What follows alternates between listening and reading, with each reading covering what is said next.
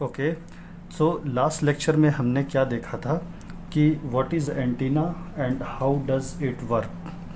साथ साथ हमने ये भी देखा था कि एंटीना कुछ नहीं है, एक मेटालिक स्ट्रक्चर है जो कि इलेक्ट्रोमैग्नेटिक वेव को रेडिएट करता है। और हमने ये भी देखा था it acts as a transducer जो कि वोल्टेज और करंट वेव को इलेक्ट्रिक और मैग्नेटिक वेव में कन्वर्ट करता था। इसके साथ साथ हमने ये भी देखा कि ट्रांसमिशन लाइन और एंटीना में एक डिफरेंस है। क्या डिफरेंस है कि transmission line is a guiding structure and और जो एंटीना है इट्स रेडिएटिंग स्ट्रक्चर। ओके, सो इसके साथ साथ हमने ये भी देखा था कि एंटीना का जो डायमेंशन है वो हमेशा हम किसके टर्म में लेते हैं, वेवलेंथ के टर्म में लेते हैं। तो कैसे किसी भी डायमेंशन को हम वेवलेंथ के टर्म में कन्वर्ट कर सकते हैं, हमें कुछ नहीं करना है। यदि हमें ऑपरेटिंग फ्रीक्वेंसी पता है तो हमें ऑपरेटिंग वेवलेंथ निकालना है, और जो भी मान लो 30 mm डायमेंशन गिवन है तो 30 mm multiply by lambda divided by lambda. तो अब इस लेक्चर में हम क्या देखेंगे, थ्योरी ऑफ एंटीना, और हम यहाँ पे अपना एंटीना का कंसेप्ट ट्रांसमिशन लाइन की हेल्प से डेवलप करेंगे। तो इस पिक्चर में देखिए ट्रांसमिशन लाइन कैसा है। ये ट्रांसमिशन लाइन का दूसरा एंड क्या है, ओपन सर्किटेड है, while it is connected with some excitation. अच्छा, इस ट्रांसमिशन लाइन का नाम क्या होगा, open ended transmission line. Transmission line क्या कर रहा है, देखिए यहाँ पे it guides the energy along its length. मतलब ये यहाँ पे अभी भी कैसा स्ट्रक्चर है, गाइडिंग स्ट्रक्चर है।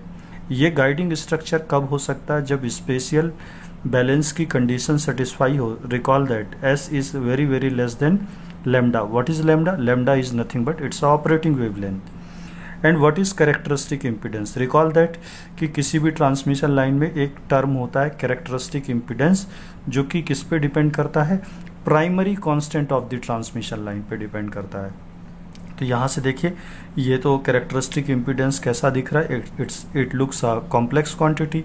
अच्छा, ये प्राइमरी कांस्टेंट कैसे में आते हैं, आप मेरा ट्रांसमिशन लाइन का वीडियो लेक्चर ज़रूर देखना। अच्छा, साथ साथ हम ये भी जानते हैं कि ट्रांसमिशन लाइन के अंदर क्या है, वोल्टेज और करंट जो है किसके फॉर्म में ट्रेवल करता है, वेव के फॉर्म में ट्रेवल करता है। अच्छा, अब आप यहाँ पे लोड एंड पे आ जाइए। इसको बोलते हैं लोड एंड, इसको बोलते हैं सोर्स एंड। अच्छा, लोड एंड पे आने के बाद ये ओपन सर्किट है, तो ओपन सर्किट का इम्पीडेंस कितना होता है, infinite. Characteristic impedance transmission line का कितना है, Z0। एक इम्पीडेंस इनफाइनाइट है और एक इम्पीडेंस फाइनाइट है। Z0 क्या है, फाइनाइट है, और ये जो ZL है लोड इम्पीडेंस वो कैसा है, इनफाइनाइट है, मतलब बहुत ज़्यादा है। There is larger mismatch between Z0 and ZL। अच्छा, एक टर्म बोलते हैं रिफ्लेक्शन कोफिशिएंट। आप कहाँ पर ऑब्जर्व कर रहे हैं रिफ्लेक्शन कोफिशिएंट, लोड पर। तो there is mismatch between impedance. अच्छा, तो अब आप देखिए व्हाट इज़ रिफ्लेक्शन कोफिशिएंट। वैसे तो बेसिकली यदि देखा जाए तो डेफिनेशन क्या होती है रिफ्लेक्शन कोफिशिएंट की, कि reflection coefficient is nothing but it's a ratio of reflected wave to incident wave. चलिए इसको मैथमेटिकली समझते हैं। लार्ज मिसमैच बिटवीन इम्पीडेंसेस, देखिए ZL minus Z0 over ZL plus Z0 is nothing but it's a reflection coefficient at load. अच्छा, इसमें ZL की value मुझे पता है क्या, इनफाइनाइट है, तो मैंने इसमें थोड़ा सा मैथमेटिक्स लगाई और मुझे क्या मिला, ZL इज इक्वल टू 1। इसका फिजिकल सिग्निफिकेंस क्या है, इसका फिजिकल सिग्निफिकेंस ये है कि रिफ्लेक्शन की वैल्यू क्या है, 1 है, मतलब पूरी की पूरी एनर्जी क्या हो जाएगी, रिफ्लेक्ट बैक हो जाएगी। यदि मान लीजिए रिफ्लेक्शन की वैल्यू 0.5 आती तो आधी एनर्जी अंदर और आधी एनर्जी बाहर हो जाती। तो अब आप क्या बोल रहे हैं कि पूरी की पूरी यहाँ से जो भी एनर्जी आई वो रिफ्लेक्ट बैक हो गई। मतलब कि ट्रांसमिशन लाइन ने एनर्जी को बेसिकली रेडिएट ही नहीं किया, उसने एनर्जी को अंदर ही क्या कर लिया, ट्रैप कर लिया। तो हम क्या बोलते हैं कि एक ऐसा डिवाइस जो एनर्जी को अंदर ही ट्रैप करके रखे तो उसे हम रेजोनेटर बोलते हैं। तो यहाँ पे ट्रांसमिशन लाइन किसकी तरीके से बिहेव कर रही है, रेजोनेटर की तरीके से बिहेव कर रही है। मैं ऐसा चाहता हूँ कि ट्रांसमिशन लाइन किसकी तरीके से बिहेव करे, रेडिएटिंग स्ट्रक्चर की तरीके से बिहेव करे। तो क्या किया जाए, तो ये देखते हैं कि हम क्या करके हम इसे रेडिएटिंग स्ट्रक्चर बनाते हैं। तो आप देखेंगे कि आपको मैं बता रहा हूँ यहाँ पे, ये देखिए, ये मैंने वही बात, जो बात अभी पिछली स्लाइड में बोली, वो अभी यहाँ पे लिख के बोल रहा हूँ। All the energy will be reflected back, means energy will be trapped inside of the transmission line. यहाँ पे पूरा एनर्जी ट्रैप किया, एनर्जी रेडिएट नहीं हुआ। तो आई कैन से कि this open ended transmission line is not showing any radiation. अच्छा, ये क्या है? ये एक्साइटेशन है। Excitation is subjected with frequency and that frequency is known as operating frequency. How can we convert any operating frequency, how can we calculate the operating wavelength? बिल्कुल simple सा relation है, C is equal to frequency into lambda. तो आप यहाँ से operating wavelength क्या कर सकते हैं? कैलकुलेट कर सकते हैं। तो चलिए अब आगे देखते हैं कि किस तरीके से ट्रांसमिशन लाइन एंटीना की तरीके से बिहेव करती है। क्या ये ओपन एंडेड ट्रांसमिशन लाइन है? बिल्कुल है। S क्या है? Separation between these two conductor. तो सेपरेशन यदि very very less than lambda है तो स्पेशियल बैलेंस की कंडीशन है। लेकिन यहाँ पे देखिए मैंने क्या किया, कंडक्टर को फ्लेयर करना चालू किया, तो सेपरेशन हर पॉइंट पे क्या हो रहा है? इंक्रीज होता जा रहा है। तो मेरा सवाल ये है कि क्या ट्रांसमिशन लाइन के प्राइमरी कांस्टेंट में फ़र्क पड़ेगा? कुछ बिल्कुल पड़ेगा। क्यों? क्योंकि हर जगह डिस्टेंस चेंज हो रहा है। ट्रांसमिशन लाइन में कैपेसिटेंस का वैल्यू क्या होता जाएगा? चेंज होता जाएगा। बिल्कुल होगा। क्यों? क्योंकि कैपेसिटेंस किस पे डिपेंड कर, epsilon D by A something like. तो अच्छा, दूसरी चीज़ ये भी देखिए कि ट्रांसमिशन लाइन में फील्ड का डिस्ट्रीब्यूशन देखिए। इस पूरे स्ट्रक्चर में फील्ड प्लस से स्टार्ट हुआ, माइनस पे जाके टर्मिनेट हुआ। फील्ड बिल्कुल परपेंडिकुलर है कंडक्टर के। कंडक्टर में कभी भी नॉर्मल कंपोनेंट एग्जिस्ट करता है, टेंजेंशियल यदि मैं ऐसा ड्रॉ करता एक फील्ड तो ये क्या होता? टेंजेंशियल होता। लेकिन ये कैसा कंपोनेंट है? नॉर्मल कंपोनेंट है। अच्छा देखिए, यहाँ पे भी फील्ड 90 डिग्री बनाया और यहाँ 90 डिग्री से जाके टर्मिनेट हुआ। अच्छा, अब देखिए यहाँ पे ये फ्री स्पेस है। फ्री स्पेस का इम्पीडेंस क्या होता है? इंट्रिंसिक इम्पीडेंस ईटा नॉट होता है, दैट इज इक्वल टू 377 ओम। अच्छा, मैं हर जगह स्पेसिंग क्या करता जा रहा हूँ? चेंज करता जा रहा हूँ।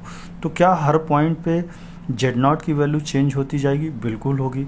मान लीजिए इस पॉइंट पे Z0 की वैल्यू इस ईटा नॉट से मैच कर गई तो क्या होगा? इम्पीडेंस मैचिंग हो जाएगी। इस पॉइंट पे Z0 की वैल्यू मतलब characteristic impedance of the transmission line किसके बराबर हो गया? इंट्रिंसिक इम्पीडेंस के बराबर हो गया। तो क्या हो गया? इम्पीडेंस मैचिंग हो जाएगी। तो ये स्ट्रक्चर अपनी एनर्जी कहाँ पे दे देगा? फ्री स्पेस पे दे देगा। तो अच्छा, इस स्ट्रक्चर में और देखते हैं। ये क्या है? एक्साइटेशन है। ये स्ट्रक्चर का इतना पार्ट क्या रेडिएट करेगा? बिल्कुल नहीं करेगा। क्यों? क्योंकि ये गाइड कर रहा है। अच्छा, तो ये कैसा? ये गाइडिंग स्ट्रक्चर है। तो क्या मैं इसे ट्रांसमिशन लाइन कह सकता हूँ? ये देखिए, इसकी वजह से क्या हुआ? रेडिएशन हुआ। तो इसको मैं क्या बोलूँगा? A device which can radiate the electromagnetic wave that is known as antenna. अच्छा, तो क्या मैं ऐसा बोल सकता हूँ कि it is nothing but it's a impedance transformer? बिल्कुल, क्योंकि यहाँ पे इम्पीडेंस Z0 था, फिर यहाँ पे इम्पीडेंस कुछ और था, फिर इम्पीडेंस क्या हो रहा है? ट्रांसफॉर्म हो रहा है, चेंज हो रहा है।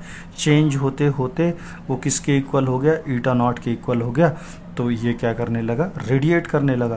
तो इसलिए इसको मैं इस सेक्शन को क्या बोल रहा हूँ? इम्पीडेंस ट्रांसफार्मर बोल रहा हूँ। तो बेसिकली इस स्ट्रक्चर ने क्या किया? ये ट्रांसमिशन लाइन है, यहाँ पे कौन सी वेव होगी? VI, voltage and current wave होगी। इस स्ट्रक्चर ने इसको किस में कन्वर्ट कर दिया? इलेक्ट्रोमैग्नेटिक वेव में, E/H। लेकिन ऐसा कब हुआ? जब आपने स्पेशियल बैलेंस कंडीशन को क्या किया? डिस्टर्ब किया। तो ये देखते हैं, ये देखिए आप, ये ट्रांसमिशन लाइन है। ये ट्रांसमिशन लाइन मैंने बनाई है कि यहाँ पे लिखा है ट्रांसमिशन लाइन में यदि स्पेशियल इम्बैलेंस की कंडीशन लगा दीजिए तो वो किस में बन जाएगा? एंटीना में कन्वर्ट हो जाएगा। मतलब guiding structure will become a radiating structure when you disturb the spatial balance condition, है ना। तो इस तरीके से हम किसी भी ट्रांसमिशन, अच्छा ये कैसी ट्रांसमिशन लाइन है, ओपन एंडेड ट्रांसमिशन लाइन है, रिकॉल दैट। ये कौन सी कंडीशन लिखी है, स्पेशियल बैलेंस की कंडीशन लिखी हुई है। अच्छा एक चीज़ और है, एक दूसरा भी तरीका है, क्या क्या ये स्ट्रक्चर और भी तरीके से रेडिएट कर सकता है, बिल्कुल। देखिए कैसे, मान लीजिए इसको मैंने क्या किया, एक्साइटेशन से कनेक्ट किया। अब मैंने क्या किया, एक्साइटेशन की फ्रीक्वेंसी क्या करना चालू किया, इंक्रीज करना चालू किया। तो फ्रीक्वेंसी इंक्रीज करूंगा तो लैम्डा क्या होगा, रिड्यूस होगा। एक ऐसी पॉसिबिलिटी आ सकती है कि when S is comparable to क्या हो जाए, लैम्डा हो जाए। बिल्कुल, क्यों, यहाँ पे देखिए एस बहुत छोटा है लैम्डा से। अब मैं लैम्डा को घटाता जा रहा हूँ, घटाता जा रहा हूँ, घटाता जा रहा हूँ, एक ऐसी कंडीशन आई कि एस क्या हो गया, बराबर हो गया, कंपेरेबल टू लैम्डा हो गया। तो ये स्पेशियल बैलेंस की कंडीशन क्या हो गई, ब्रेक हो गई। तो स्पेशियल बैलेंस की कंडीशन मैंने ब्रेक कर दी, तो ये गाइडिंग स्ट्रक्चर अब गाइडिंग स्ट्रक्चर अब नहीं रह जाएगा and it will become a radiating structure. तो ये ट्रांसमिशन लाइन हर जगह से क्या करना चालू कर देगी, रेडिएट करना चालू कर देगी।